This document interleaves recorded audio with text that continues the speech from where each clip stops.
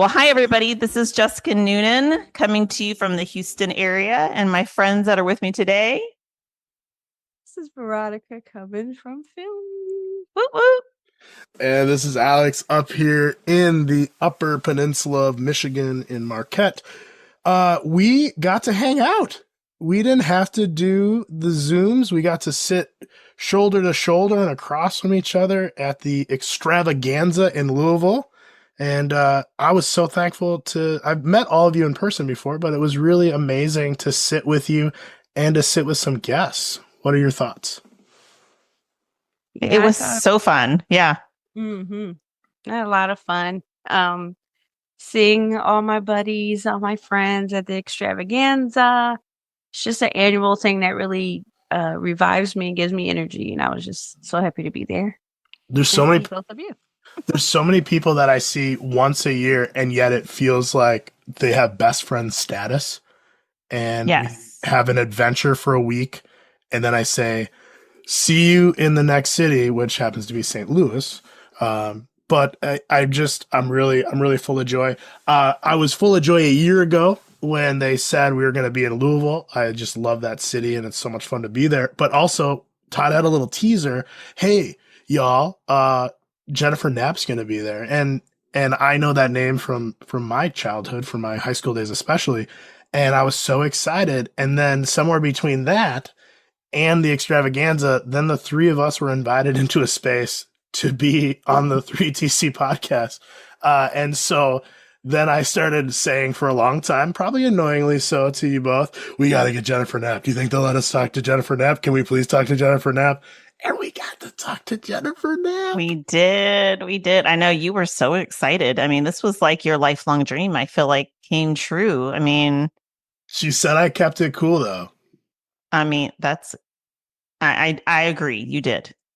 So very good. Very good. I thought that was something worth saying. She was like, well, you kept it pretty cool. I didn't realize how excited you were about this interview. And I was like, yeah, and then I got really flustered, and then I just stuttered a bunch in front of her. But we have an extended version, it's an extended podcast. So if you're on a walk, if you're on a car ride, just keep driving, just keep walking. This one's going to be a little bit longer, but I think we get into some real beautiful conversations about what God calls us into. How do we respond to call? How do we journey in this world through the good times, but also the tough times? And if you know Jennifer's story, if you've read her book, Facing the Music, which I listened to on my way back from Louisville, and I'm almost done with, I've got like one more chapter to listen to, you'll know that her journey is a special one, but also one that we can use to talk about our own struggles and limitations in the church and how we greet people and bring them back into the space and show them a loving God when sometimes the world hands them one that's not the God that we confess. And I think that's important. Anything else, or should we kick it on over to the recording from the Extravaganza, a live conversation with Jennifer Knapp? Yeah, let's get into it. Let's do it. All right. I want to start by saying a little story. So like when I was in high school, I was a troubadour. That's a part of a small Christian group in my high school, my Lutheran high school, that went around and sang contemporary Christian music. And I do remember a long time ago, because I'm 40 now, that one of our songs had a name on it, Jennifer Knapp. And we sang it and people liked it and loved it. And then a youth director gave me a CD, said Jennifer Knapp, listened to it, lost it, probably left that world of Christian music. And then one day I'm like reading the news and like all of a sudden this name's blowing up. I'm like, Jennifer Knapp. I'm like, I sang some of her stuff, and like there's books, there's turmoil, there's things like that. And I was like, just so excited to hear her story and learn more about her. And then we got word that, last year as we're leaving the Extravaganza, like, we can already tell you the Extravaganza in Louisville and Jennifer Knapp will be there. And so I didn't know that this opportunity would even be here, but here we are sitting around the table, with Paul Amlin. Amazing. But more than that, Jennifer Knapp. we're really excited that you're here with us today. Oh, I'm glad I could bring you full circle. And I feel like I need a picture of this troubadour group with you in it. I'm just saying. Every year, different outfits. Wait, were they a cappella? Sometimes, like when we did like competition, but then otherwise it was like 2 girls and a guy at every like microphone, and like guys always wore like shirt tie, girls had like skirts and a top, and then we would seen but not heard is the way of Paul Amlin. You don't even have a microphone. They wore tops, but that's amazing. But yeah, like, and then we would sing these songs. We would go to like our grade schools, because like I grew up in Lutheran Church, Missouri Synod. So like we had a whole system, right? So like we went back to all our high schools and we'd perform, and the kids would like glaze over, and we'd be like, I got love, joy, hope, and they can't take that away. And like we're like trying to dance, but like we don't know what we're doing. And it's like, and we've taken all these songs, right? Like even like Your Music, and like it's been created for like a SATB, you know, 4-part harmony. You're going to love this. And then like, you're just going to like, it doesn't sound like it sounded on the CD, but there we are. So yeah, I can find a photo probably. I got to tell you that I have thoroughly enjoyed the internet world now, like, and seen through the course of my career that develop, and the amount of interpretive dances that I've seen like from churches and set to my music and things like that. But I have not seen like, you know, a choral style performance to one of my things. I think the troubadour, I am disappointed though, because I was imagining in the description of the clothing that there were cummerbunds going to be involved, but we had tuxedos one time with bow ties, but no cummerbunds. That was like one year outfit, and that was weird. And then like we had to go buy like cufflinks is a big part of my high school life, because we had to wear tuxedo shirts for band, because that did have a cummerbund and a tie. Green was when you did brass choir, black was when you did symphonic band. Okay. Like my whole world is weird. And we remember when you were talking about what was the instrument your mom Jennifer got just you. can't handle this anymore, because now we're silent interviewing Jennifer Alex. about the instrument that your mom got you for Christmas. What, the French horn? Yes. I just remember that. Listen to an old podcast. But that was his big dream, a French horn of his own. Got it. Isn't that nice? Loved it. Cried. Stopped playing it next year. Yeah. Because I was like, I'm going to be a guitar player. For Jennifer Knapp. And then I can't play the F chord, so I'm like, I got weak That's hands. sad. if I can play a bar chord with these little hands, you can do it, Alex. You're stronger. I'll walk you through it later. Thank you. Well, I'm going to get a guitar lesson with Jennifer Knapp. Is life going to get better than this? I can answer it, no. But we are really excited that you're here, though. And, you know, we were thinking about what we could talk about. And, you know, it's like, obviously, the book is out, and we'll ask you to talk more about that at the end a little bit. But I'm wondering, in that beginning stage of life, you know, obviously at some point, music starts to become really, really valuable. Was its value brought out of the church? Is it value that was your church able to surround you and support you when you were younger? Or is it something that it was happening and the church was none the wiser?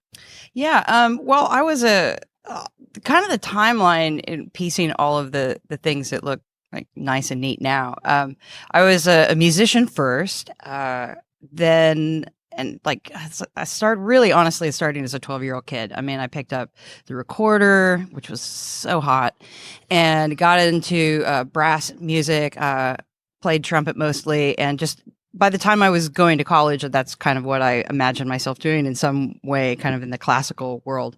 And then I got to college, and that's when religion became part of it. I was around like just a huge amount of evangelical Christians in and around particularly my music program. So a lot of my really good friends were parts of or were involved in Fellowship of Christian Athletes. And I think that the curiosity of, I was looking for a place and something to do spiritually. And then I kind of found Christianity in that way. Mm-hmm. And I mean, I'm kind of skirting around it. I got saved when I was a freshman in college, and I'm doing air quotes, and I'm pretty uncomfortable with that language now, because I probably wouldn't describe nor encourage that kind of evangelical approach. Having gone through that experience, however, I would say that it was incredibly meaningful. And then those two, like the music kind of joined up with the faith part at that point. I think a little bit with the culture that I was in, it was very youth, it was very youth driven, young adult driven. And most of the places that I felt comfortable weren't necessarily in the church directly, but were in these kind of parachurch groups in and away from the adults. But, I'm connecting with my peer group. I'm kind of catching up to the lives that they've led in this church and they're coming with. So I'm still trying to make sense of it in a lot more flexible environment than I would have been if I just kind of bounced right into the sanctuary, so to speak. So those things kind of came and developed. And I think the other thing I would add is that I don't know that if I hadn't have started integrating music, I started playing guitar around 18 or 19 and started kind of processing the cultural shock of something that I was very serious and really wanted to be in my faith community. At the same time, that culture shock was just so different to me. And all of a sudden I went from being you're bad and you need to be here, and I'm here now, and then everything that I'm doing now is still bad. And like it was just kind of really confusing to me. So I processed all of that stuff through a lot of the writing that I did. And I started to integrate that into songs and had no idea that Christian music existed or anything like that. And then when I heard it, I was like, I don't want to do that. It didn't appeal to me. Like it didn't have any of the gravitas, I think, of the artists that really did move me, like Tracy Chapman or Cowboy Junkies or Natalie Merchant or I already mentioned Tracy. I mention her all the time because I've been like so in her world lately. But yeah, other Indigo Girls, artists that I was told that I had to give up. And so when I'm giving them up, I think part of one of those results was that I started to kind of fill in the void with things that I was writing myself. And my friends in and around me kind of really appreciated that music at the time. I mean, I basically started touring within a couple of years of coming into the church. I'd only written for a couple of years. And by the time it was really fast. Like basically then like my church life began fully integrated. My public church life began to be fully integrated with all those pieces. Like the process of processing my faith, talking about my faith, somewhat always being on this rebellious edge because I wasn't in that culture, always interrogating it, always really grateful to be there, but always kind of really driving the curiosity and never really letting go in that, and having music be one of those kind of weird ambassadors, like the role of transgressor that you can sometimes have as a creative in those spaces. I think I found really comforting as a means of kind of getting deeper into my faith experience, but at the same time also something that was allowing me to kind of navigate that in a way that made it possible. I'm still surprised I'm here to this day, but it's kind of weird how all of those pieces of kind of seemingly could have been independent and have now kind of just merged into what I'm doing today. It's really bizarre and amazing. I'm grateful to be doing it. In listening to, I mean, it's like, it is really the movement of the Holy Spirit, right? I mean, you have already this immense interest and giftedness in music, and then you start to engage, in church because of the music, and it's growing, then you're not getting what you need out of music, so you start writing. And how beautiful. I mean, it's fascinating to listen to, right? And we can't ever see that, I think, when we're in it. Yeah, it's the time when we look back, right? Well, I've always I've always called myself a bit of a Jonah. Like I always ultimately feel like there's been, with a lot of the things that I've been involved in through the years that I really love, on one hand, I want to be cynical and call it the bait and switch. Something that I love in music has been so meaningful and important in my life, and then I get into my faith life, and all of a sudden I'm kind of at a dead end with that kind of thing, because it seems like there's something more that it's there for. And the cynic in me wants to go, oh, I'm just kind of getting like the carrot in front of me, and God's just kind of leading me to this place that I don't want to go. So I kind of tend to resist those kinds of things, because it goes, because it made sense to me. Like, oh, now I can process this spirituality in my head in a way that's really comfortable to me. But I saw that there was maybe something, a plan going on. So I tend to kind of have historically kind of resisted those moments. And at the same time, kind of what you're saying, and why I always kind of feel like Jonah is like, it always feels like I'm being it always has felt like to some degree that I'm being led into some place. And if I can't see the end, or if I don't feel like it's something that I've chosen to do, I kind of tend to be resisting. But the good news about that is just kind of taking those one day at a time, taking the gifts of those, and dare I say that I feel like they have been gifts that have been delivered to me. And I'll say this, that the things that we do that do give us enjoyment and pleasure, what I would say is absolutely, I think they are there for our enjoyment, our pleasure. They are there for our own personal edification. But through the course of my life, one of the things that I really absolutely adore being able to say after decades of doing this is that personal edification does reach its end of you and wants another place to grow into and out to and for other people. So yes, it is a gift unto you, and it's completely, and I would say this in a spiritual sense, it's completely acceptable for you to just be a musician or take that gift and do that thing on its own, and however it goes, and that's okay. But there's also oftentimes, and if you see that, another door over there that you might be curious enough to open up that isn't just about, it's scary because it's something over, like for me, that those doors have been opened in such a way that I go, I'm not ready to open that door yet. And sometimes I've opened that door only when I feel like I've got, like today, kind of mastered a little bit. So I get a little bit more confident here at this spot. And then I go, okay, now I'm confident enough here. Now what am I going to do? I need to learn something. I need to be challenged. I need to be stretched. And that's where sometimes I think those gifts can lead us on to the next thing. And I think, in my experience, one of the joys about those gifts or those pleasures and those things that we can kind of keep for our own self and our edification is that eventually, there will be an opportunity for you to reach out to other people, to be able to offer that to somebody else, and to not be wanting to need your own self to be gifted, if that makes any sense, right? Yeah. And that's okay that you need to be filled up before you go out and do other things and gift other people. But, I think in the way that this has kind of arced out through, my experience through the course of time is I've just been so shocked at all the times I've said, I don't want to go forward. I don't want to go forward. I'm so scared. And, what happens if, and then, those days going, well, I don't know what else to do. So, okay, fine, I'll do it. And then you go do it, and it's just amazing what can happen. Like the kinds of people that you meet, the kinds of people that even when you're scared or maybe feeling unprepared for this occasion, how much really in an act of trust, like people do give that back to you. I mean, I go back to coming out in 2010 and I had no idea what was going to happen. I'd been through this experience before, and I said, here's a door, and I'm pretty sure I'm supposed to open it, and I'm pretty sure I'm going to be miserable if I don't. So I open up the door and having no idea what's going to happen. And I had no idea how fulfilling that was going to be backwards to me as a human being. But it was me also showing up at the right time in the right place for a lot of other people as well. And so I don't know. It's the part of the cynicism that it is there in our own nervousness and our own fear. But I think the challenge for us in those moments are to recognize those moments as, that like now when that insecurity comes up to me in my life, I go, I kind of, my attention goes off, the light bulb goes off, and I go, that's probably where I'm supposed to go. Cause I've just done that so many times of looking at that door, trying to avoid it, now going, now that fear or that little alarm bell is a trigger for me to know that that's kind of a direction that I'm supposed to be headed and preparing myself for. Like everything in my life. I mean, everything I think I've ever been a part of, especially in ministry, I'm like, I'm never going to do that. Like that never was in, right. It was never in my like vision for my life. And then I'm like, and now I'm doing this, and now I'm doing right.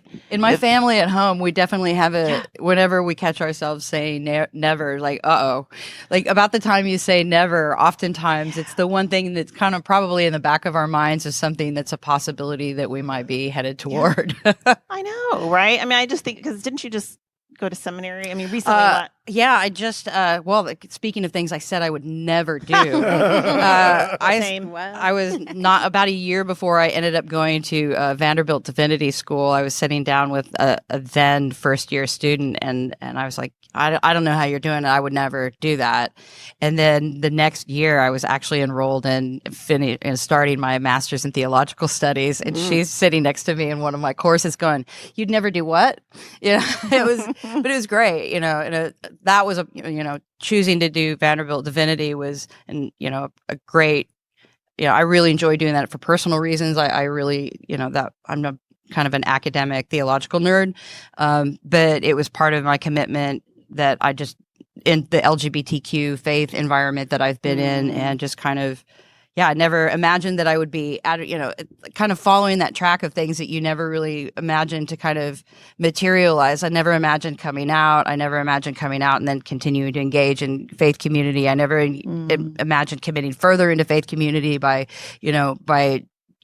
taking a commitment to theological understanding and teaching and leadership in those kinds of ways. And, who knows what the next decade is going to bring. So I'm figuring out what I find. Being prepared for something else. Yeah, I'll be on. Well, I said I'd never be a pastor. So let's you heard it here first. You heard it here first, everybody. I know, right? It's like I'm rolling my eyes at the moment. Yeah, I did have a question because I hear you mentioning doors and walking through doors and peeking through doors and saying, is it time to come through this door?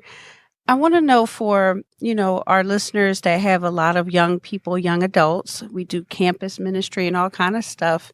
If you have or you recognize a young person who is what I might say is in a hallway and they have many doors in front of them, sometimes they come to us as youth leaders and ask us to help them navigate doors. When is it time to wait? When is it time to move forward? What would you say to young people that would help them while they're in the hallway? Well, it actually makes me think of when musicians come up to me and go, how do I make it, in a music career? And I don't really know the answer to that. But one of the responses I've developed through that is keep saying yes.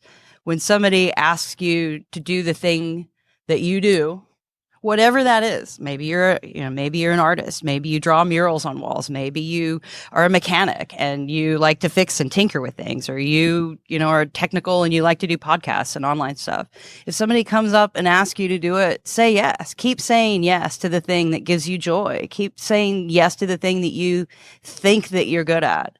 And the other thing I say is don't be ashamed of being good at the thing that you're good at. Don't be ashamed of being honored by the thing that you're good at.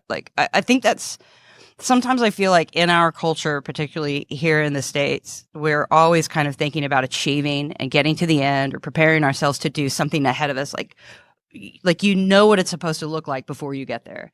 And I don't think that's bad, and I don't think there's anything wrong with saying I want to prepare for my future.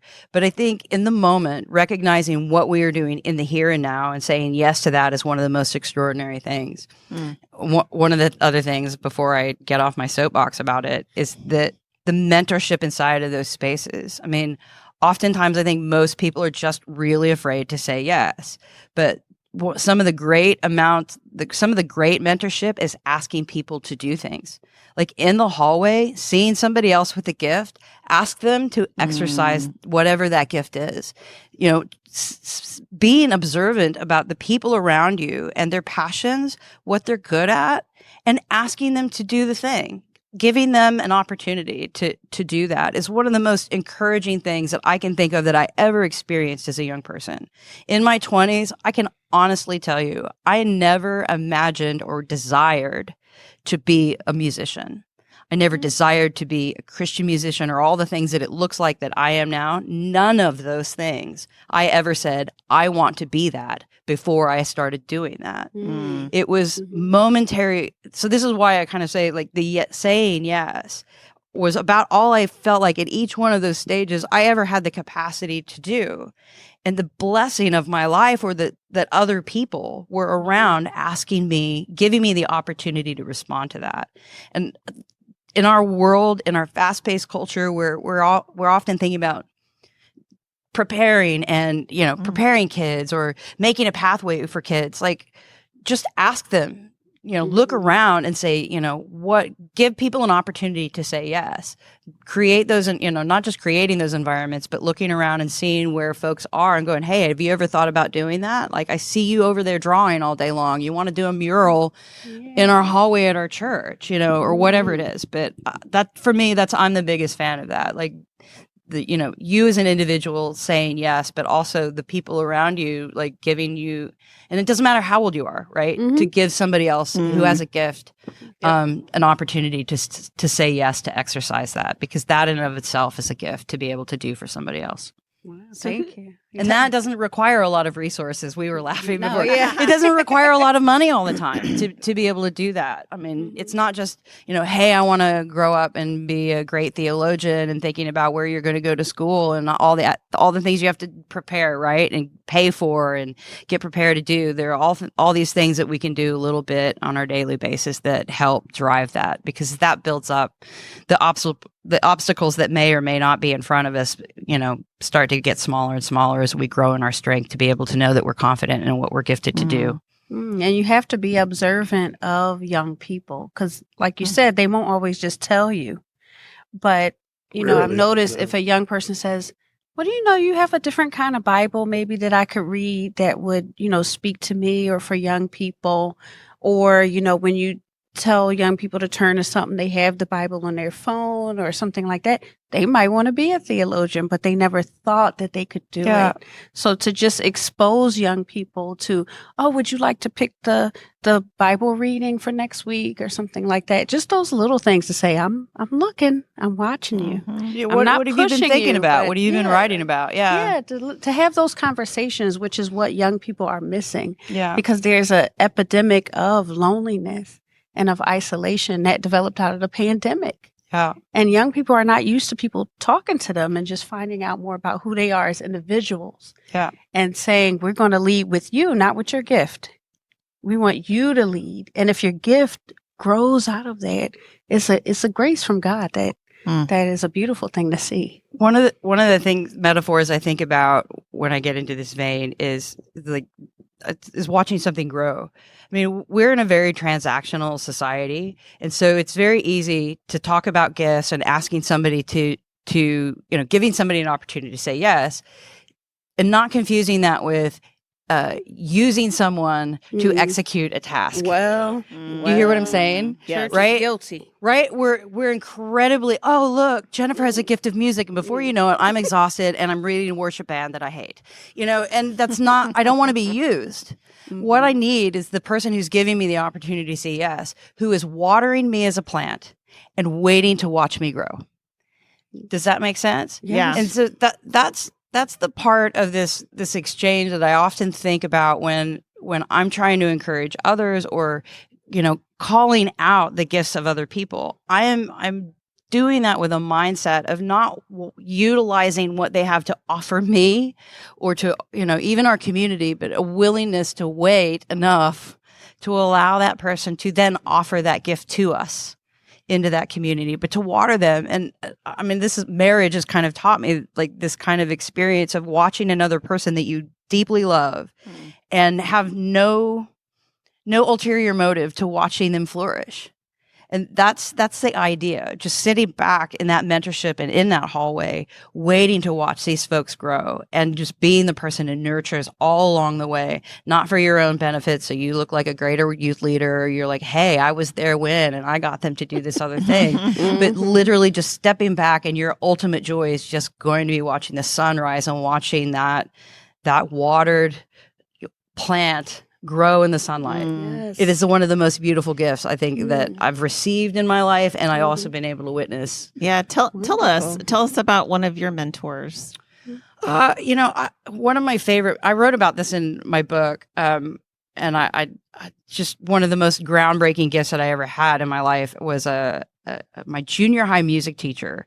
I was a trumpet player, and I was a few years behind the curve of other students. I started later, but I was pretty good, and I was exceeding. I was not being challenged enough in my environment, and so she created new work for me. And what the long story was short was that she got me a free instructions on a regular basis from a university professor in another city, and on her own time somehow managed to convince my parents it was okay, and she would take me on her own time to this other city. It would be 2 hours round trip a day plus the thing, so we were out 4 hours a day at least once a month to go do this connection with this professor. And I was probably like 13 at the time, and that was the same university I ended up practicing and going to school on a music scholarship.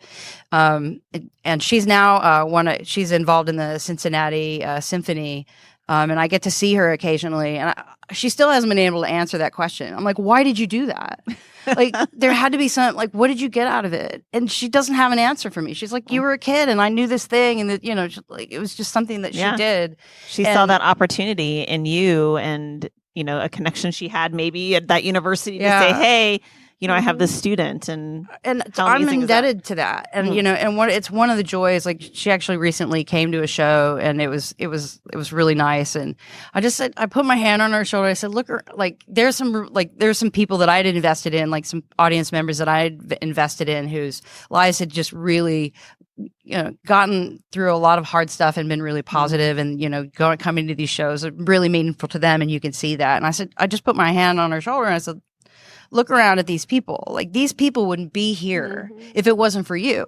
Like, they wouldn't be, because I wouldn't be the person I was without that. And I think there are these ways sometimes we get in our heads that the whole world is standing on our individual shoulders. But these little acts and these little days and these little moments might seem insignificant, can lead to somebody's flourishing in some other place. And it's not just about you. And yet, I could have thought, I was a 13-year-old kid. I'm like, I'm going to be badass. Like, I'm going to be a great trumpet player. Then, my teacher thinks I'm awesome. And so, I've got, these lessons from a university professor. That's what's in your head when you're a kid. But when I look back on that, I'm going, wow, like, nobody did that to use me. Nobody did, somebody thought somewhere ahead that might be edifying to me to just be good at something. And it was just that simple. And who knew that was going to lead into the life that I have now? And so that's one of the stories that I think about. And I've got, probably 3 or 4 other people that I could do along that way. But that was one of the first ones that I think, when I look back at the breadcrumb trail, that was one of the big chunks out of the loaf. I remember when I went to like a kid's softball game or like baseball game, and we finished the game, and I was like, hey, great job. I got in the car, called my mom, and I was like, hey, I just went to one baseball game and it really sucked. You went to like 100 of my baseball games and I was not good at baseball. Like, thank you for giving me space to play and to like learn and participate, have communities. But I think about the driving time, and you're like, something said, I see a need, I see a want, and I see a drive. I think it's so important in the conversations that we're trying to have that, you might have the next Jennifer Knapp, coming up through your church, or you might have the next Alex LaChapelle, best right fielder to play 2 innings a game. And they both need your love and support. They both need to be told you're worth the time, because, and they might waste it, right? And just walk away going like, thanks for the opportunity. Or it might be that breadcrumb that when they're standing on stage and have this fulfilling career, that they also look back and go like, it wasn't the signing, it wasn't the Dove Awards, it's that music teacher. And I think, and there's so many people, right, that just don't even know. So I'm also glad you got to be able to voice it and give her kudos, like, that's so cool. Well, I like what you're saying too, because it doesn't always translate, like those moments that we're talking about in mentorship, or those yes moments that we create for other people, don't always translate into the outcome of where it's directly happening. I mean, you're talking about a thank you moment around a sports, you're not doing that anymore, but it relates in that act of kindness to a way that you learned that, and you learned, we learn how to be able to do that, in other ways. And that doesn't just translate to that. It means something somewhere else and in some other place that you're serving. And you just, don't realize it at the time. You're like, oh wow, that's an amazing gift that you now know how to pass on because you just saw a model of it somewhere, but you also know how to give it to yourself as well. It's pretty amazing. That's awesome. So we've talked about the book a little bit. Can you say the title of the book for those who don't pick it up? I'm going to buy one tonight, tomorrow. We'll see. Sooner than later. But for those who are listening and are going like, I wasn't at the E or I didn't buy one, what's the title so they should get on Amazon or wherever? Yeah, it's called Facey the Music. And yeah, it's I was going to say pseudo-autobiography. I don't know. No, it's an autobiography, whatever. It's basically It's got some made-up stories. About made-up stories. The part where she meets Mick Jagger is not real. No, it's, like the one thing I say about that book, it is available on Amazon, on my little store, and it's also available on audiobook for those of you who like to just jog and cry. Do you read it to us? Is it you? I do. It is in my voice, good. so I haven't heard it. I'm going to get the audiobook. I knew that about you. Oh my God. I gotta He's going to drive listen from to it every here night when he goes back to to sleep. the UP. I'm guessing that might be you and me traveling. You're like, hello, Alex. It's me, Jennifer, again. Oh my gosh. If I could put an Easter egg in one of those, it's like, hello, Alex. Everybody else be like, Paul is like dying. What He is can't happening? handle us. He's like, y'all are a mess. No, one of the things I've appreciated about writing that book, though, is like about the time I wrote it around 2014 is when we published it, and there weren't a lot of people volunteering for the I'm gay and Christian spotlight. It is a pretty volatile place to be at the time. And so a lot of people were asking me to write a book about that journey and kind of, I think in some sense, get into the melee of the contest of, can you be gay and Christian LGBTQ thing, which was very prevalent at the time. And my response to that was to not really write an apologetics or to answer directly, like kind of the theological question, but to show like the evolutionary process of what faith looks like without kind of trying to be like with the end. Like I didn't write this book for Christians. I didn't write it for anybody else. I just kind of tried to write the story of this kid who didn't know what the end was and tell those as it happened and kind of pick out those little minor markers along the way that that was significant. My junior high music teacher. Oh, that was significant. This weird youth camp that I went to that was completely traumatic. I mean, not to tell any of those stories in such a way that they weren't, not to highlight their tragedy or their joy, but to highlight those moments to recognize, because I think we all have those. I think we all have moments of tragedy. We all have moments of joy. And it just takes a little bit of patience to understand that those things can sometimes be a pathway to the next thing.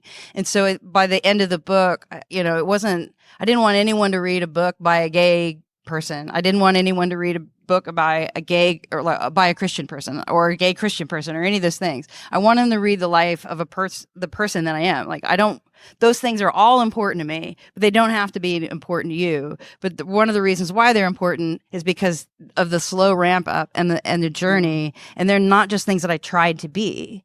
They weren't things that I just chose to be willy-nilly. In fact, like we were talking about, they're kind of all gradual. They're evolutionary. They're very rarely do the things that we decide today kind of ex nihilo. Oh, I'm going to be this, even though you've never done one, I'm going to be a juggler in a circus. I've never, I don't know the first thing about it. Like maybe that will come to fruition. But most of the time who we are and what we become are involved with things that are innate in us and are a gradual preparation for the fullness of who we are today. Yeah, for sure. Well, I think it's like, I want to read a story by someone vulnerable. Because that's what storytelling, I think, when it's at its best form, it's vulnerability, like given out with maybe hope, but also just with the acceptance that once pen hits paper and paper gets published, the reader takes your story and then someone goes, that's a gay story or that's a musician's story. But it's like, no, at the end of the day, it's like risk vulnerability. And now it's out there, but somebody might attack it, rip it apart. But then there's somebody that reads it and goes, I'm going to be okay. Yeah. And I didn't know that until I read this. There's one of the things that I think we do now, particularly in the social media culture, is we have like so many of us now have the opportunity to tell our stories. I mean, just pick up your phone, turn the camera on, and start crying. Like, or seriously, like I've seen so many TikTok stories where people haven't even got out of bed yet, like sleep still in their eyes and they're crying on their pillow and like, this is what I'm thinking about. And I'm like, okay, that's really, I don't want to lambaste that, because I think on one side, like it does take a lot to kind of open yourself up and tell that story. But I think it does take a lot to be patient to know, like, what am I communicating and when am I when am I going to tell this story and what do I want this story? And sometimes, are you chronicling this as it happens in real life, or do you have something that you want to tell? And as a songwriter and as somebody who's doing this for a long time, what I would say is there's a difference between just grabbing that and then processing your own thing in real time, or taking a beat, having those things that you process in real time in your life, spending some time examining your life, working on your life, and then being able to go, hey, this is an experience that is now transmissible, something that I can share to process some of these things in an environment. Because what you described, like, right, you put it out there. Now everybody, as soon as it's out there, somebody's now able to critique it. Somebody's being able to say, oh, you shouldn't be crying about that. You shouldn't be upset about that or whatever. It's, and that hurts because you're still, if you've just processed that live in real time, now somebody's critiquing you at your weakest moment. So it's a little bit about these things is like, if we know the story that we want to tell, like one of the ways that you survive criticism, I will say, in the public world is because, before I share something, I know what I am sharing, if that makes any sense. I am not necessarily trying to say that I know everything inside of that space, but like when I came out in 2010, I knew some things were going to happen. I mean, I knew that people were going to be pissed. I knew that people were going to be volatile toward me. I knew it could potentially be dangerous, and I knew it wasn't going to feel good. But I also was at a state in my life and in my person that knowing that these things are quite the possibility, I am ready to be able to step into that spot and to be able to take that. And I think that, that is one of the things that is a little bit funky about our time and about the ability of all of us to be able to have that accessibility to being heard and being seen in our mourning or in our grief or, in our joy or our anger and our rage and injustice. But it's not a voice. It's a microphone. And you get a microphone, but it's not a guarantee that you're actually really connecting to other human beings. And so it's a real challenge to be able to kind of process that. And for me, kind of putting a caveat or a little asterisk over there saying, here, yes, there is an open mic over there and it is available to you. What story do you want to tell on it? Because, if you want healing or if you want connection with other people, a microphone is not a people. A camera lens is not a people. The person, sitting next to me is a real life human being. And then maybe when I get there, I can say, oh, now what is the story that I want to tell and connect to other people in that way. So it's a little something to think about along those lines and in those stories. But it's one of the things that I get nervous about because a lot of people get into that space and they're being vulnerable. It seems like we're being vulnerable in public, and you are, but you're opening yourself up to something at a time where I usually ask, like, what is the story you really wanted to tell with that megaphone or that microphone, and are you ready for that? And is that okay? Is that safe for you to be doing that? Yeah, and I don't know what it's from because I can't remember things like this. But the quote I remember that you should teach out of your scars and not out of your wounds, right? That you need to. And this is what you're saying is that you do need to have healing in order to be able to speak out of it, so you don't rewound yourself or others. This is going to sound really, I always hesitate when I kind of get into this vein because if I go up on stage tonight and I start crying, if I start telling a story that's so incomprehensible and I'm crying, nobody can hear me and nobody can understand. I'm going to elicit empathy. There'll be people in front of me that'll see that and see my suffering, and they'll probably come up after me and hug me, but I probably won't get a very good story out. And for me, oftentimes I'm thinking, well, what did I want to do at this moment in time? And for me, oftentimes, and this is, I grant that oftentimes I'm in a position of saying, oh, I'm here with this microphone and with this opportunity to move other people. I want them to move. So it's not about me anymore. Mm-hmm. So I learned through that process, like, I need to be healed, I need to be ready, and I need to be prepared for that. As opposed to those times where I think sometimes we do get those opportunities, we just aren't quite ready to tell those stories. Yeah. You're not going to move those other people on the idea that you may want to move them on. If you're telling a story of trauma, religious trauma, and LGBTQ inclusion and how tragic that was, and you're crying through the whole thing and you're not ready to tell that story, yes, everyone will be aware that you went through a trauma.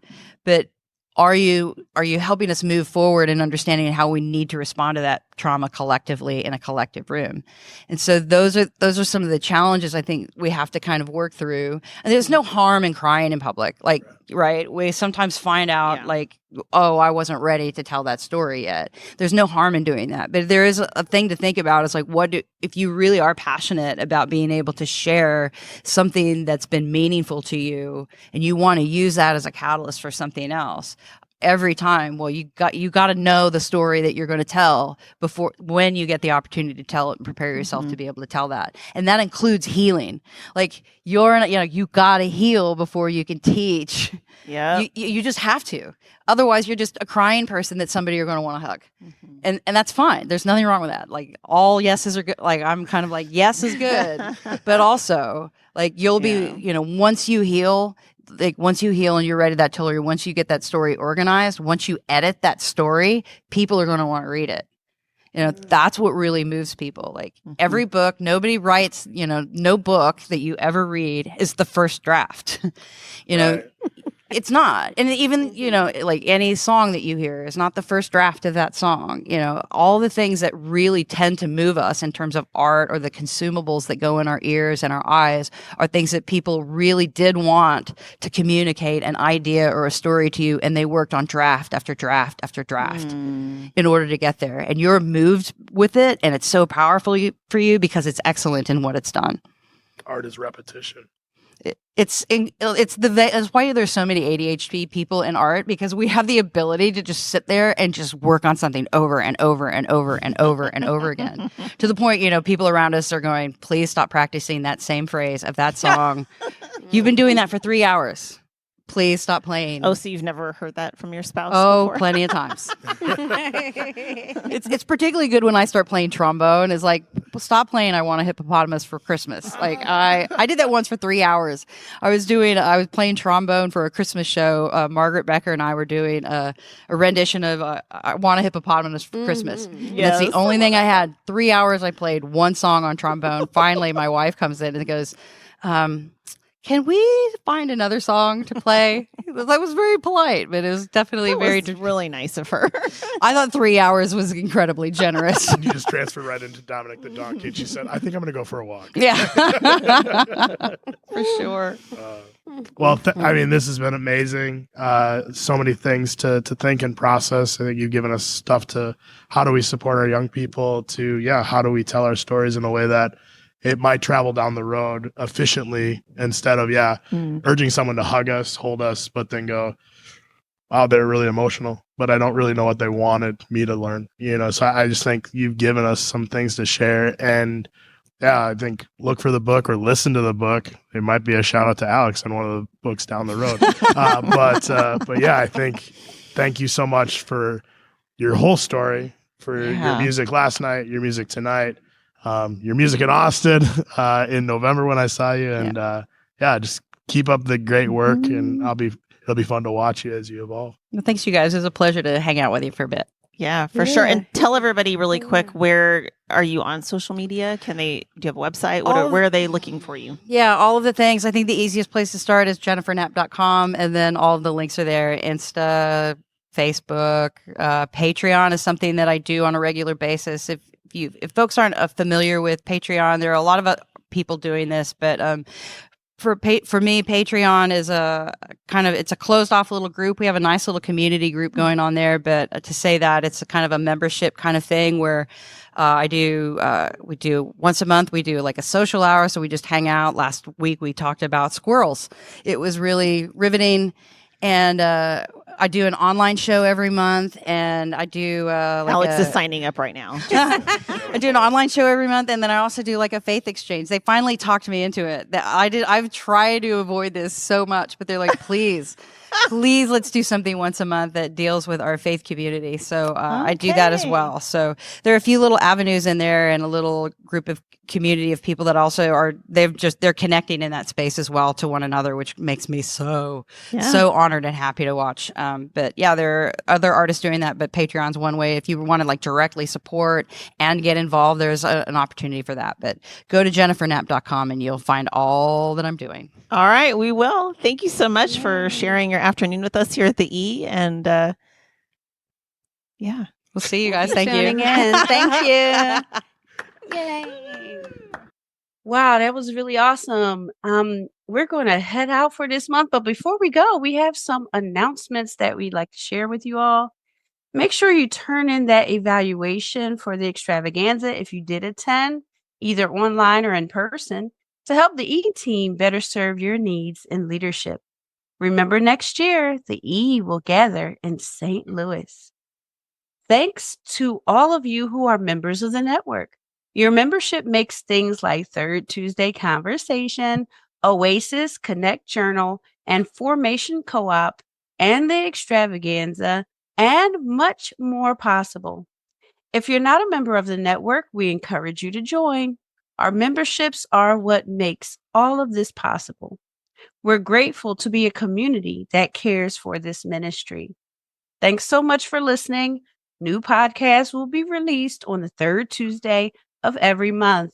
Be sure to subscribe so you receive them as they come out, and share with your friends. And finally, thanks to Paul Amlin, the 3TC producer, for his work. Have a great week, everyone, and look for our next episode being released on the third Tuesday next month. So we're all signing off here. This is Veronica signing off with my friends. Alex LaChapelle signing off. All right. And this is Jessica. Have a great month, and we will catch you next month.